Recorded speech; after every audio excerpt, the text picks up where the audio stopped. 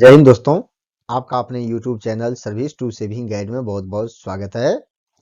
LTC rules पर competency based MCQ series का आप यह पार्ट 1 देख रहे हैं और इस वीडियो में मैं आपसे LTC rules leave travel concession rules 1988 से कुछ इंपॉर्टेंट क्वेश्चंस और उसके आंसर डिस्कस करने जा रहा हूं, जो कि आपके लिए काफी उपयोगी साबित हो सकता है। दोस्तों, जैसा कि आप जानते हैं कि आजकल जितने भी एग्जामिनेशन हो रहे हैं, जिसमें भी एडमिनिस्ट्रेशन एंड फाइनेंस से क्वेश्चन पूछा जा रहा है, तो कोई भी क्वेश्चन सिंपल नहीं पूछा जा रहा है, बल्कि कॉम्पिटेंसी बेस्ड क्वेश्चन पूछा जा रहा है। और इसी को ध्यान में रखते हुए और LTC रूल्स में जितने भी लेटेस्ट अपडेट है उसे इंक्लूड करते हुए यह वीडियो लेसन मैंने आपके लिए तैयार किया है। और इस वीडियो लेसन के जरिए आप तैयारी कर सकते हैं और चाहे तो आप अपनी तैयारी को भी परख सकते हैं।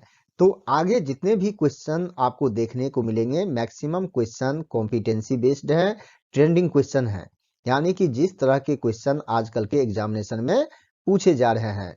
तो दोस्तों, वीडियो को आगे बढ़ाने से पहले मेरा एक रिक्वेस्ट है कि अगर अभी तक आपने अपने YouTube channel service to saving guide को सब्सक्राइब नहीं किया है तो इसे अभी सब्सक्राइब कर ले, और वीडियो अच्छा लगे तो इसे ज्यादा से ज्यादा लाइक और शेयर जरूर करें। तो दोस्तों, आइए जानते हैं कि क्वेश्चन क्या है और इसका सही आंसर क्या होगा। तो जैसा कि फर्स्ट क्वेश्चन आप स्क्रीन पर देख रहे हैं, which one of the following option is not correct with regard to booking of air tickets on LTC by entitled government employee. जो सरकारी कर्मचारी LTC पर हवाई यात्रा के पात्र होते हैं, तो हवाई यात्रा के लिए टिकट बुक करवाने के संबंध में जो नीचे दिए गए विकल्प है, इसमें से कौन सा करेक्ट नहीं है, नोट करेक्ट है। तो दोस्तों, इसका सही आंसर जानने और ज्यादा जानकारी देने से पहले फटाफट सभी ऑप्शन को एक बार देख लेते हैं। Option A, ticket must be booked for best available fare for economy class. सरकारी कर्मचारी को चीपेस्ट फेयर पर इकोनॉमी क्लास का टिकट बुक करवाना चाहिए। Option B, ticket must be booked for best available fare for entitled class.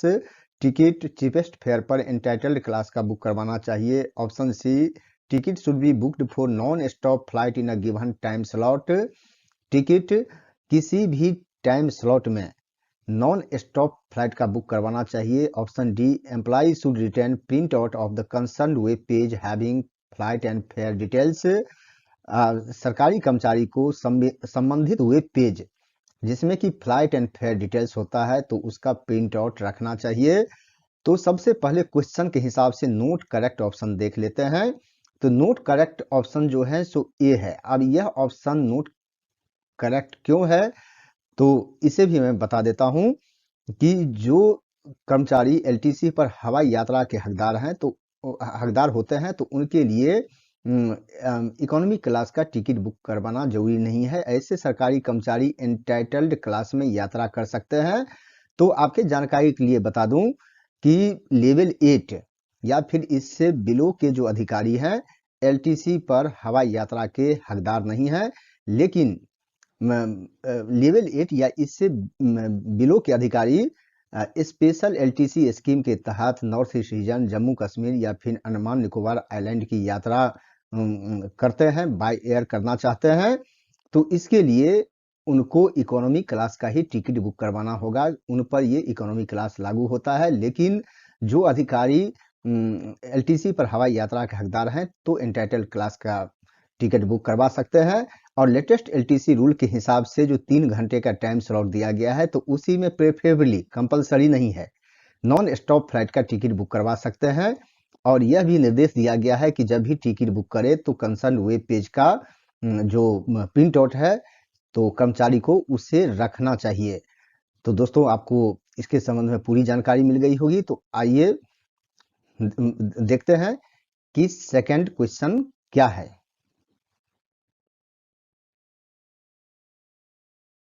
दोस्तों, ये रहा सेकंड क्वेश्चन आपके स्क्रीन पर। Which of the following is not true with regard to fraudulent claim of LTC। LTC के fraudulent claim के संबंध में इसमें से कौन सा विकल्प सही नहीं है। दोस्तों, आपने देखा होगा कि कई बार सरकारी कर्मचारी एलटीसी पर बिना यात्रा किए ही फर्जी टिकट के आधार पर एलटीसी क्लेम करते हैं, तो इसी को फ्रॉडुलेंट क्लेम कहा जाता है। तो इसमें ये पता करना है कि कौन सा विकल्प सही नहीं है, और सही आंसर बताने और ज़्यादा जानकारी देने से पहले फटाफट एक बार सभी ऑप्शन को देख लेते हैं। Option A, LTC will not be permitted till completion of disciplinary proceeding. अगर सरकारी कर्मचारी के खिलाफ डिसिप्लिनरी प्रोसीडिंग किया जाता है, शुरू किया जाता है, तो डिसिप्लिनरी प्रोसीडिंग खत्म होने तक सरकारी कर्मचारी को एलटीसी अवेल करने की अनुमति नहीं दी जाएगी। Option B, next two set of LTC may be forfeited as penalty. अगर चार्ज साबित होता है तो पेनल्टी के रूप में नेक्स्ट टू सेट जो एलटीसी का है, एलटीसी के जो नेक्स्ट टू सेट है उसे फॉरफिट किया जा सकता है। ऑप्शन सी, फैमिली में be allowed LTC during disciplinary proceeding. Family को डिसिप्लिनरी प्रोसीडिंग के दौरान एलटीसी पर जाने की अनुमति दी जा सकती है, एलटीसी अवेल करने की अनुमति दी जा सकती है। Option D, LTC withheld may be allowed as additional set in future blocks on exoneration. अगर सरकारी कर्मचारी चार्ज से बरी हो जाते हैं तो जो एलटीसी रोका गया है तो उसे भविष्य में एडिशनल सेट के रूप में अवेल करने की अनुमति दी जा सकती है। तो दोस्तों सबसे पहले देख लेते हैं कि क्वेश्चन के हिसाब से इसमें से नो ट्रू ऑप्शन कौन सा है। तो नो ट्रू ऑप्शन सी है, यानी कि नो ट्रू इसलिए है कि डिसिप्लिनरी प्रोसीडिंग के दौरान सरकारी कर्मचारी के फैमिली को भी एलटीसी अवेल करने की अनुमति नहीं दी जा सकती। और बाकी ये ऑप्शन सही है कि डिसिप्लिनरी प्रोसीडिंग के दौरान सरकारी कर्मचारी को एलटीसी अवेल करने की अनुमति नहीं दी जाएगी। ऑप्शन 2 भी सही है कि अगर चार्ज साबित होता है तो पेनल्टी के रूप में नेक्स्ट टू सेट एलटीसी का जो है उसे फॉरफिट किया जा सकता है। और ऑप्शन डी भी सही है कि अगर चार्ज से बरी हो जाता है तो जिस एलटीसी को रोका जाता है तो उसे भविष्य में सरकारी कर्मचारी एडिशनल सेट के रूप में अवेल कर सकते हैं। तो दोस्तों आइए जानते हैं क्वेश्चन नंबर थर्ड। तो देखते हैं कि क्वेश्चन नंबर थर्ड क्या है। तो क्वेश्चन नंबर थर्ड ये रहा आपके स्क्रीन पर। What is only partly true with regard to non-entitled government servant wishing to visit northeast region Jammu Kashmir Andaman Nicobar Island Ladakh by air under special dispensation scheme। non-entitled government servant का अर्थ होता है जो सरकारी कर्मचारी LTC पर हवाई यात्रा के पात्र नहीं होते हैं। और जैसा कि आप जानते हैं कि जो सरकारी कर्मचारी लेवल 8 या फिर इससे बिलो लेवल के होते हैं तो एलटीसी पर हवाई यात्रा करने के पात्र नहीं होते हैं। लेकिन नॉन एंटाइटल्ड गवर्नमेंट सर्वेंट अगर स्पेशल एलटीसी स्कीम के तहत by air north east reason Jammu Kashmir Andaman Nicobar और लद्दाख की यात्रा करना चाहते हैं तो नीचे दिए गए विकल्प में कौन सा विकल्प पूरी तरह से सत्य नहीं है, ओनली पार्टली ट्रू है। तो दोस्तों सही आंसर बताने और ज्यादा जानकारी देने से पहले फटाफट एक बार सभी ऑप्शन को देख लेते हैं। Option A, may travel directly from headquarter place of posting to the place of visit. सरकारी कर्मचारी डायरेक्टली हेडक्वार्टर या फिर प्लेस ऑफ पोस्टिंग से प्लेस ऑफ विजिट तक की यात्रा बाय एयर कर सकते हैं। Option B, may apply for LTC advance with reference to rail bus fare. ऐसे सरकारी कर्मचारी रेल बस फेयर के रेफरेंस में एलटीसी एडवांस के लिए अप्लाई कर सकते हैं। Option C, may claim air fare from the relevant rail head in Kolkata, Guwahati, Chennai, Visakhapatnam, Delhi, Amritsar. ऐसे सरकारी कर्मचारी कोलकाता, गुवाहाटी, चेन्नई, विशाखापट्टनम, दिल्ली या फिर अमृतसर से एयर फेयर क्लेम कर सकते हैं। और option D, the actual air fare for the direct journey. सरकारी कर्मचारी डायरेक्टली हेडक्वार्टर से प्लेस ऑफ विजिट तक की यात्रा कर सकते हैं और एक्चुअल फेयर क्लेम कर सकते हैं। तो सबसे पहले क्वेश्चन के हिसाब से जो पार्टली ट्रू है उसे देख लेते हैं कि कौन सा ऑप्शन ओनली पार्टली ट्रू है। तो दोस्तों option D only partly true है।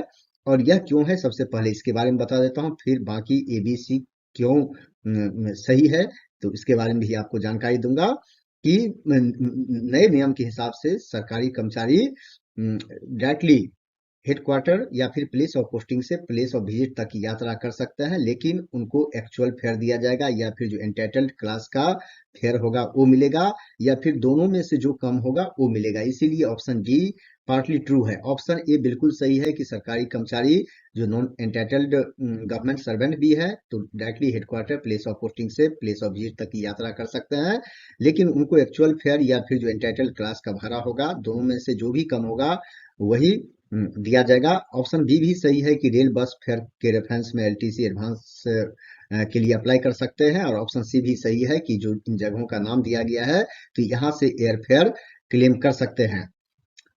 तो दोस्तों आइए जानते हैं क्वेश्चन नंबर 4। तो दोस्तों ये रहा फोर्थ क्वेश्चन आपके स्क्रीन पर।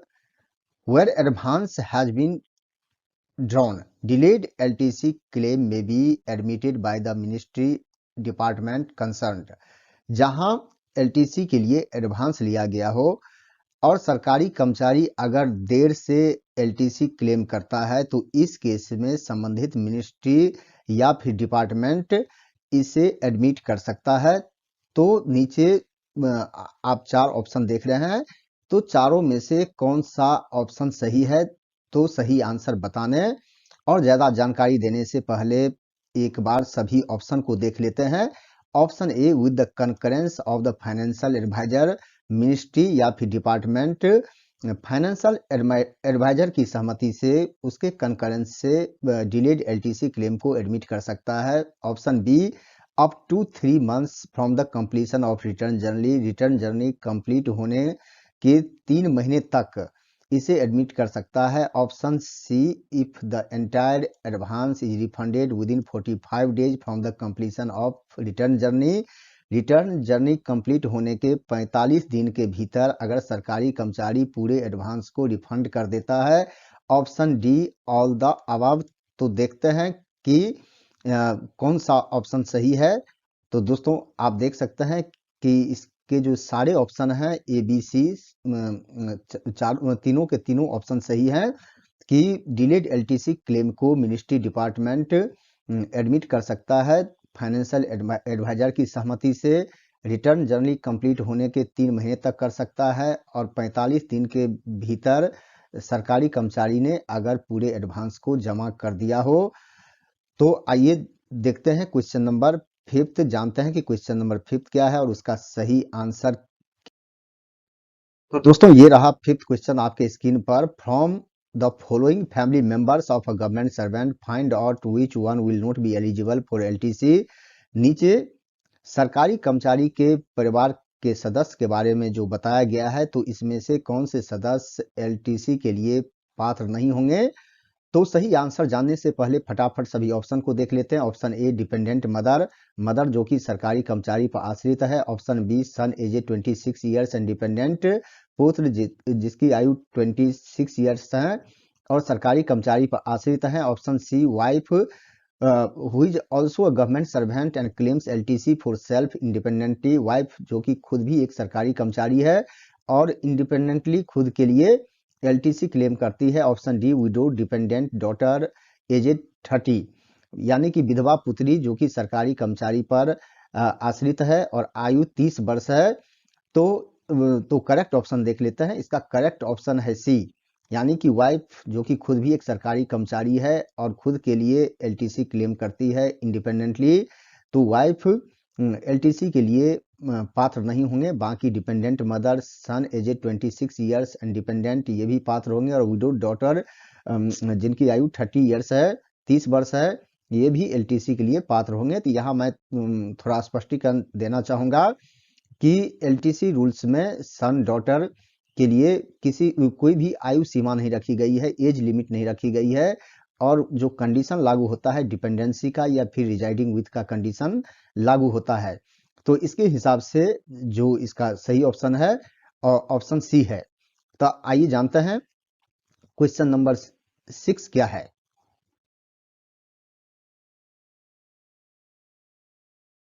तो दोस्तों ये रहा 6 क्वेश्चन आपके स्क्रीन पर। एलटीसी एडमिसिबल टू, इसमें ये बताना है कि जो नीचे दिए गए विकल्प हैं इसमें से किसको एलटीसी अलाउ किया जा सकता है, एलटीसी के लिए पात्र है।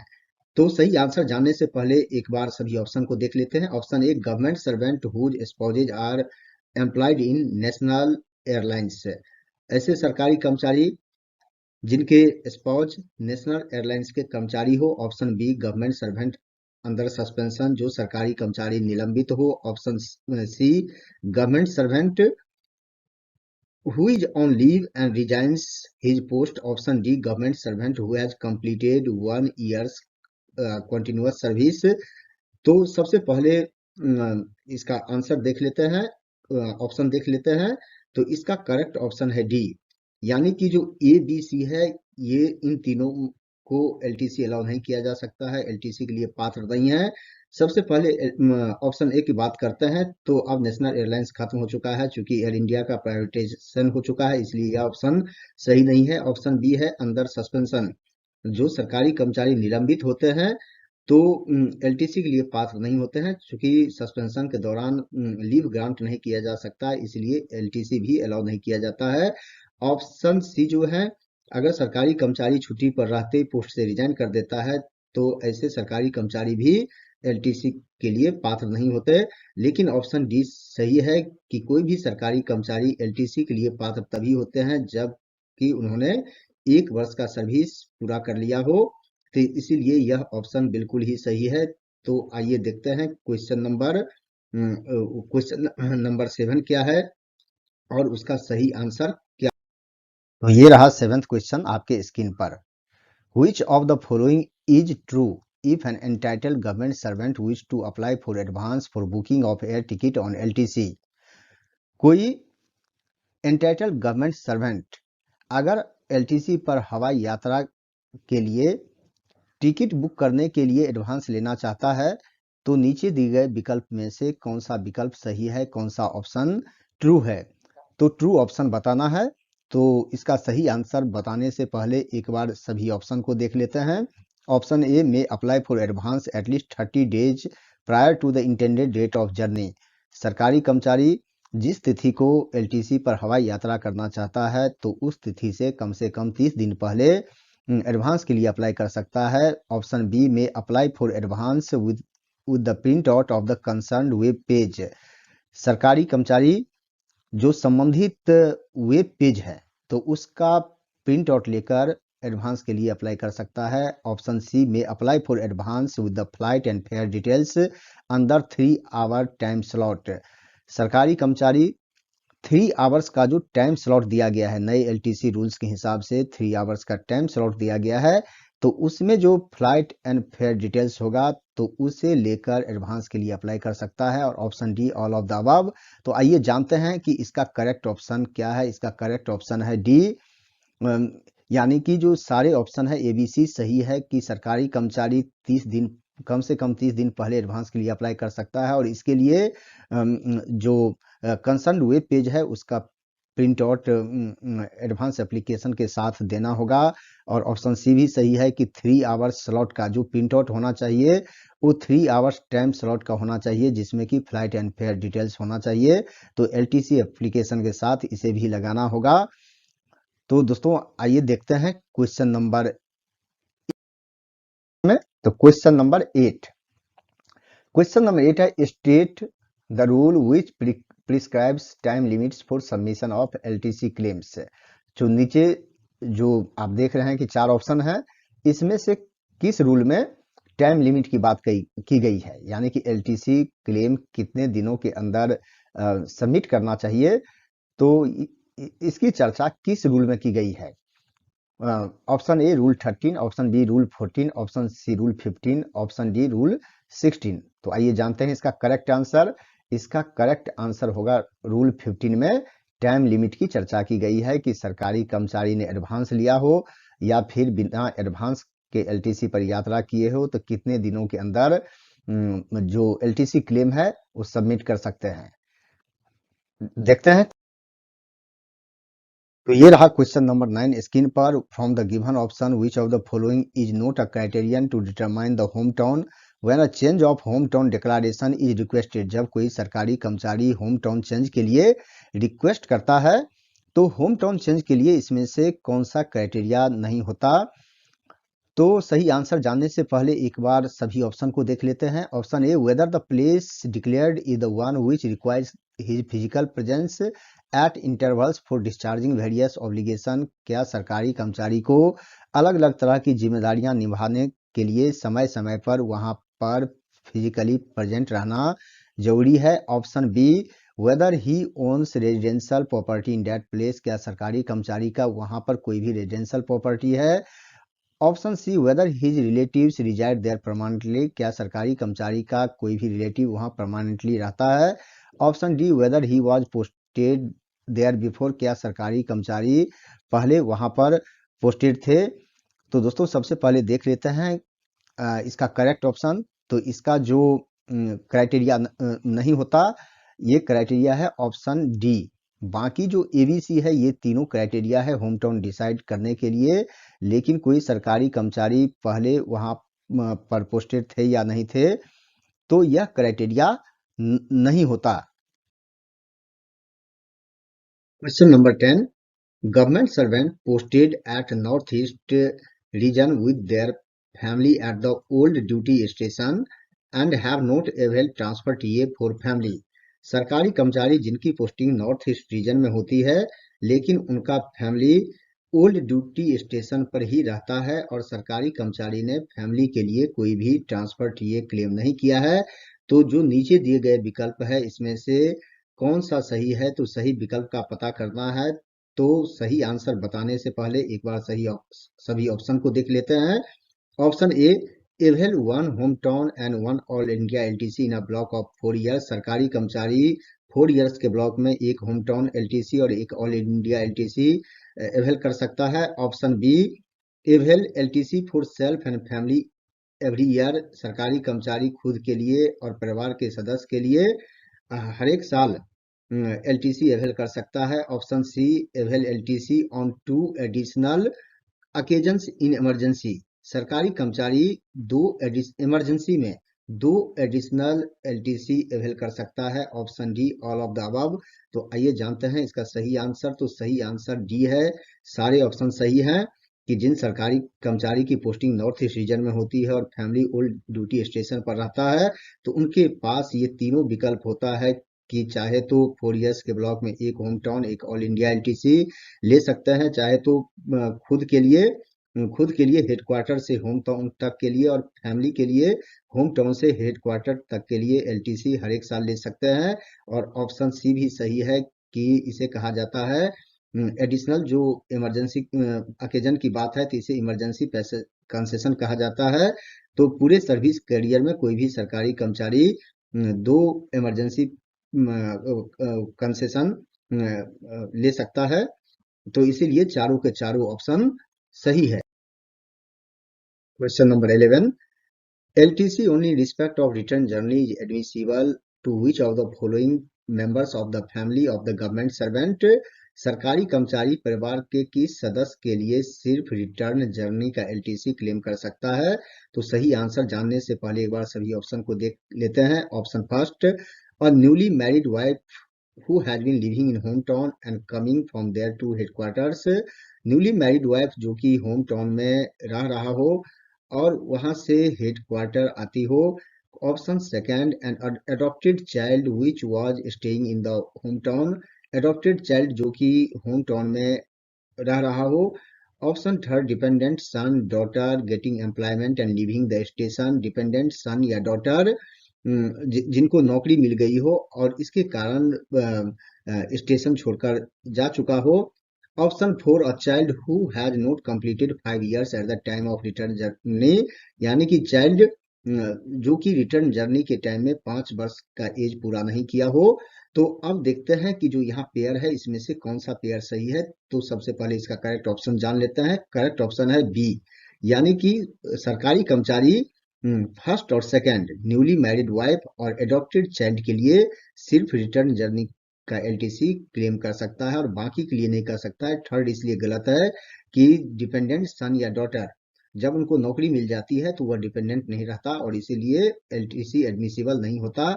और ऑप्शन फोर भी गलत है कि अगर चाइल्ड का एज 5 वर्ष से कम है तो उसके लिए ट्रेन में भी कोई टिकट चार्ज नहीं किया जाता, और ट्रेन में अगर कोई टिकट नहीं लगता तो बाय एयर भी यात्रा करते हैं तो उसके लिए एडमिसिबल नहीं होता। इसके लिए इसका करेक्ट आंसर है B. Question number 12, what is not correct regarding relaxation of travel by air to visit northeast region, Jammu and Kashmir, Ladakh and Andaman Nicobar Island। Special LTC scheme के तहत north east reason, Jammu and Kashmir, Ladakh and Andaman Nicobar island by air travel करने के संबंध में जो नीचे दिए गए विकल्प हैं, इसमें से कौन सा विकल्प सही नहीं है, करेक्ट नहीं है? तो सही आंसर जानने से पहले एक बार सभी ऑप्शन को देख लेते हैं। Option A, facility has been extended up to 25 सितंबर 2024, यानी कि स्पेशल एलटीसी स्कीम की समय सीमा 25 सितंबर 2024 तक के लिए बढ़ा दी गई है। ऑप्शन बी, फ्रेश रिक्रूट्स में also convert one of the 3 home town LTC in a block of 4 years to visit these places। Fresh recruit भी 4 years के ब्लॉक में 3 होम टाउन एलटीसी में से किसी एक को कन्वर्ट करवाकर इन जगहों की यात्रा बाय एयर कर सकते हैं। ऑप्शन सी, फ्रेश रिक्रूट्स में avail one additional conversion of home town LTC to visit UT of Jammu and Kashmir, UT of Ladakh in a block of 4 years। Fresh recruit अपने एक होम टाउन एलटीसी को convert करवाकर जम्मू कश्मीर और लद्दाख की यात्रा बाय एयर कर सकते हैं। Option D, government servant whose home town is situated in northeast region, Andaman Nicobar Island, Jammu Kashmir, Ladakh will also be allowed conversion of hometown LTC to visit any of these places।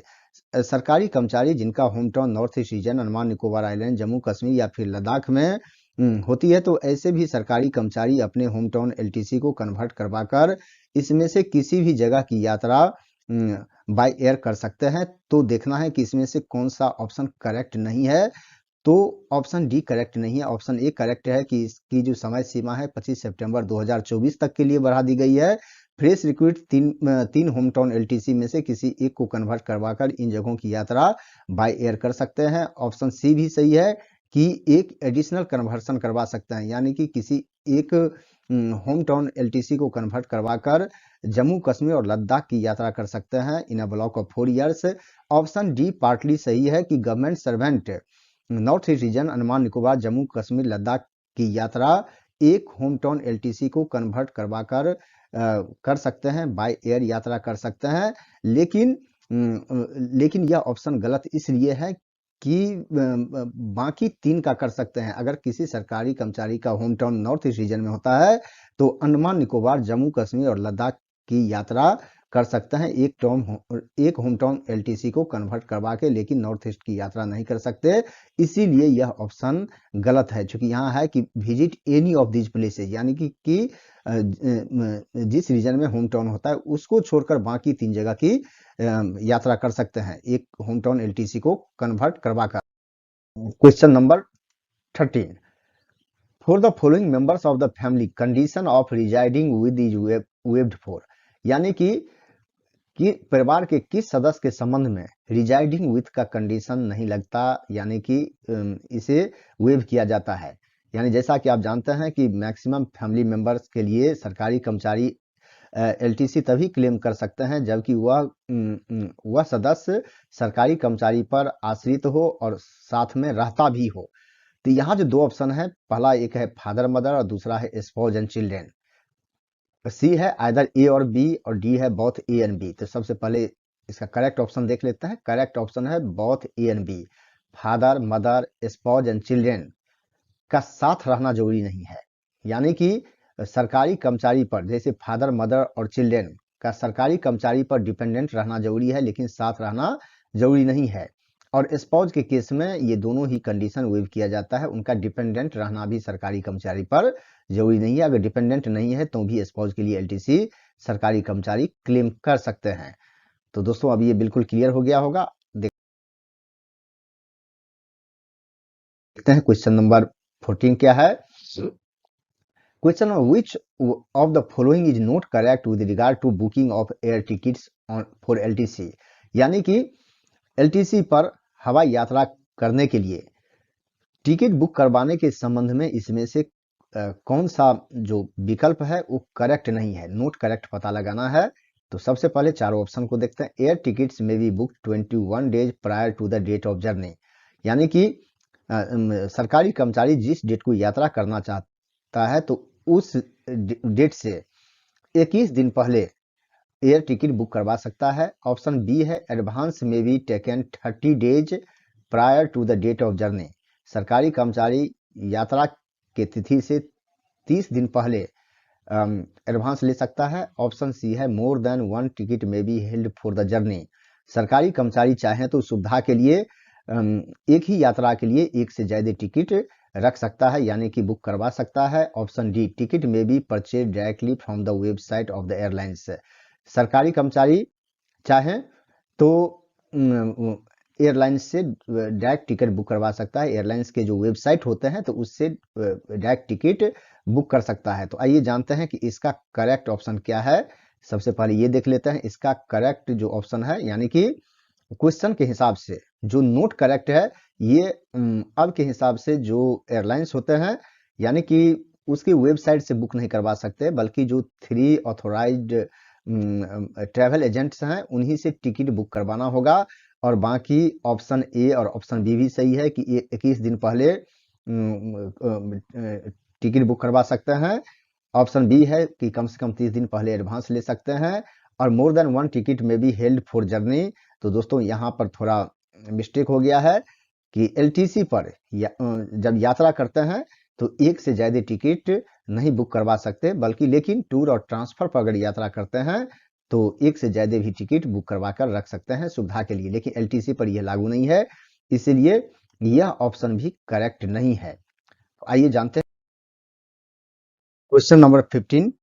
What is the entitlement of LTC to officials under suspension, निलंबित सरकारी कर्मचारी का LTC entitlement क्या होता है, LTC के लिए पात्रता क्या होती है। तो जो 4 ऑप्शन है तो इसमें से कौन सा ऑप्शन सही है, तो सही ऑप्शन जानने से पहले सभी ऑप्शन को एक बार देख लेते हैं। Option A entitled for self and family, खुद और फैमिली मेंबर्स के लिए पात्र होते हैं। ऑप्शन बी नॉट एंटाइटल्ड, पात्र नहीं होते हैं। Option C entitled for family only, सिर्फ परिवार के लिए पात्र होते हैं। Option D entitled for self, खुद के लिए पात्र होते हैं। तो देखते हैं कि इसका करेक्ट ऑप्शन क्या है। इसका करेक्ट ऑप्शन है सी, यानी कि निलंबन के दौरान फैमिली मेंबर्स एलटीसी की यात्रा कर सकते हैं, लेकिन सरकारी कर्मचारी खुद एलटीसी की यात्रा नहीं कर सकते, क्योंकि निलंबन के दौरान सरकारी कर्मचारी को किसी भी तरह की छुट्टी नहीं दी जा सकती, इसलिए एलटीसी भी अलाउ नहीं किया जाता।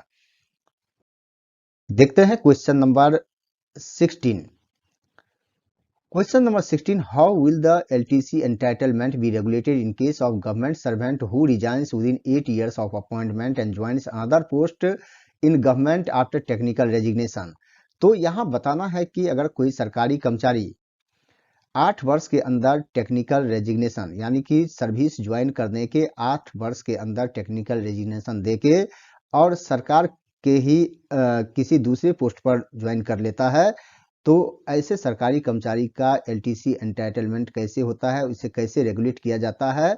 तो सही आंसर जानने से पहले एक बार सभी ऑप्शन को देख लेते हैं। A LTC entitlement is not admissible on technical resignation, technical resignation पर एलटीसी एडमिसिबल नहीं होता है। Option B will be treated as a fresh recruit until completion of 8 years from initial appointment for LTC, यानी कि 8 वर्ष की service पूरा करने तक सरकारी कर्मचारी को फ्रेश रिक्रूट ही माना जाएगा। Option C at the discretionary powers of the competent authority, यानी कि कॉम्पिटेंट अथॉरिटी चाहे तो एलटीसी एवेल करने की अनुमति दे सकता है। Option D LTC entitlement will start afresh in the new department, यानी कि सरकारी कर्मचारी जब नए डिपार्टमेंट ज्वाइन करते हैं तो नए सिरे से एलटीसी शुरू होता है, एलटीसी की जो पात्रता है वो नए सिरे से शुरू होता है। तो सबसे पहले देखते हैं इसका करेक्ट ऑप्शन क्या है। इसका करेक्ट ऑप्शन है बी, यानी कि सरकारी कर्मचारी टेक्निकल रेजिग्नेशन देके जब किसी दूसरे डिपार्टमेंट भी ज्वाइन करते हैं, दूसरे पोस्ट पर भी ज्वाइन करते हैं, तो इसकी गणना जो है 8 इयर्स तक की जो गणना है इनिशियल अपॉइंटमेंट की डेट से ही किया जाता है। एग्जाम्पल के लिए सरकारी कर्मचारी ने एक डिपार्टमेंट में 5 वर्ष तक काम किया है, उसके बाद टेक्निकल रेजिग्नेशन देके सरकार के ही अंदर किसी दूसरे पोस्ट ज्वाइन कर लिया है, तो आगे 3 वर्ष तक उनको फ्रेश रिक्रूट ही माना जाएगा, यानी कि जब तक टोटल 8 इयर्स का सर्विस पूरा नहीं करते। इसीलिए इसका जो ऑप्शन डी है यह बिल्कुल ही सही है। Question number 17. Whether a government servant and each member of his family can be permitted to visit different places of their choice during a block of 4 years. क्या सरकारी कर्मचारी और उसके परिवार के सदस्य को 4 इयर्स के ब्लॉक में अलग अलग जगह की यात्रा करने की अनुमति दी जा सकती है? तो इसके लिए भी 4 ऑप्शन है और ये बताना है कि इसमें से कौन सा ऑप्शन सही है। तो इसे बताने से पहले सभी ऑप्शन को देख लेते हैं। ए परमिटेड, अनुमति दी जा सकती है। बी नॉट परमिटेड, अनुमति नहीं दी जा सकती है। Family should visit same place as government servant, सरकारी कर्मचारी और उसके परिवार के जो सदस्य हैं एक ही जगह की यात्रा कर सकते हैं, एक ही जगह की यात्रा करना ही चाहिए। Option D government servant and family must travel together to same place, और सरकारी कर्मचारी और उसके परिवार के सदस्य को एक साथ यात्रा करनी चाहिए और एक ही जगह के लिए यात्रा करनी चाहिए। तो देखते हैं कि इसका करेक्ट ऑप्शन क्या है। तो इसका करेक्ट ऑप्शन है ए परमिटेड, यानी कि 4 इयर्स के ब्लॉक में सरकारी कर्मचारी और उसके परिवार के सदस्य अलग अलग जगह की यात्रा कर सकते हैं और इसकी अनुमति है। Question number 18. What is the rate of penal interest over the interest rate of GPF in case of unutilized balance LTC advance recovered from the official? यानी कि अगर सरकारी कर्मचारी से अनयूटिलाइज्ड बैलेंस जो LTC के लिए एडवांस लिया है और जो अनयूटिलाइज्ड बैलेंस है अगर उसे रिकवर किया जाता है तो पीनल इंटरेस्ट के रूप में GPF के रेट से कितना ज्यादा चार्ज किया जाएगा। तो इसके लिए भी 4 ऑप्शन है, 2.5%, option B 3%, option C 2%, option D 3.5%। तो देखते हैं इसका करेक्ट आंसर क्या है। इसका करेक्ट आंसर होगा सी, यानी कि 2% जो जीपीएफ या सीपीएफ का रेट होता है तो उससे 2% ज्यादा रेट से पीनल इंटरेस्ट चार्ज किया जा सकता है। Question number 19. Mention which of the following guidelines on air travel on LTC is correct. LTC पर जो गाइडलाइंस जारी किया गया है तो इसमें से कौन सा ऑप्शन सही है ये बताना है। तो सही ऑप्शन बताने से पहले एक बार सभी ऑप्शन को देख लेते हैं। A travel on LTC may be by any airline and LTC 80 fares of Air India will apply. सरकारी कर्मचारी किसी भी एयरलाइन से यात्रा कर सकते हैं लेकिन LTC 80 फेयर अप्लाई होगा। Option B incidental expenses and air fare ticket only will be admissible. सरकारी कर्मचारी को जो इंसिडेंटल एक्सपेंसेज हैं और एयर फेयर जो है सिर्फ वही रिम्बर्स किया जाएगा। Option C air tickets can be purchase through ATAs only. सरकारी कर्मचारी ऑथोराइज ट्रेवल एजेंट से ही टिकट परचेज कर सकते हैं। Option D agency charges convenience fees paid to ATAs will be reimburse. सरकारी कर्मचारी जो एजेंसी चार्ज या फिर convenience fee authorise travel agent को पे करेंगे तो उसे रिम्बर्स किया जाएगा। तो ये बताना है इसमें से कौन सा ऑप्शन सही है। तो सबसे पहले देख लेते हैं कि कौन सा करेक्ट है। तो सिर्फ ऑप्शन सी करेक्ट है इसका कि सरकारी कर्मचारी ऑथोराइज ट्रेवल एजेंट से ही टिकट बुक कर सकते हैं, परचेज कर सकते हैं। बाकी ए भी गलत है, बी भी गलत है और सी एजेंसी चार्ज और कन्वीनियंस चार्ज के बारे में रूल में बताया गया है कि कोई भी authorise travel agent agency charge convenience charge नहीं चार्ज करेंगे और उनको पे भी नहीं किया जाएगा। जब सरकारी कर्मचारी पे नहीं करेंगे तो उनको इसका रिमबर्समेंट भी नहीं किया जाएगा। तो इसीलिए इसका करेक्ट आंसर है 20। तो क्वेश्चन नंबर 20 है the facility of LTC by air to government servant posted in Ladakh is given during.